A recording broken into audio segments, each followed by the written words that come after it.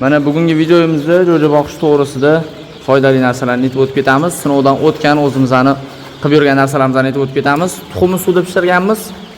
15 ta tuxum, yarmini sarig'ini olib tashlaganmiz, yarmini sarig'ini olib tashlamaganmiz. O'zi sarig'i berish tavsiya etilmaydi. Endi bizda ko'p tuxum bo'lganligi uchun ozgina sarig'ini qo'shib berilyapti.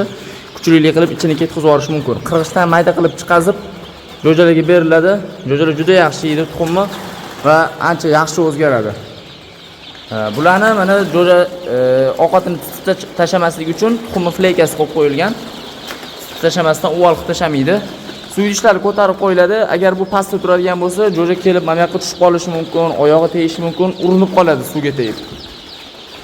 Tuxum beriladi hozir jo'jalarimizga va undan tashqari makka bug'doy yormasidan ko'ra start yemini topib bersanglar yaxshi bo'ladi. Jelatinni Yigotda zavodinikini bersanglar yaxshi. Endi bu hech qanaqa reklama emas, tavsiya, shunchaki yaxshi yem bo'lganligi uchun tavsiya qilamiz. Yemxonada shu zavodnikini so'rab ko'rsanglar yoki undan tashqari yana ishonchli qanaqadir start yemini topib berasizlar, 15-20 kungacha beriladi.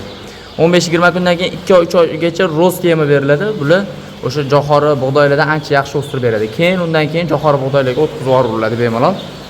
Mana jo'jalarimizda tetik, sog'lom hammasi, suv idishlar hammasida ko'tarib qo'yilgan, ko'rishingiz mumkin. Kanalga obuna bo'lib qo'yishingizni esdan chiqazmanglar. Mana shunaqa jo'jaga qiziqadigan, tavuqqa qiziqadigan tanishlarga videoni jo'natib qo'ysanglar manfaatli bo'ladi, foydali bo'ladi. Biz xursand bo'lamiz. Xayr, sog' bo'linglar, salomat bo'linglar.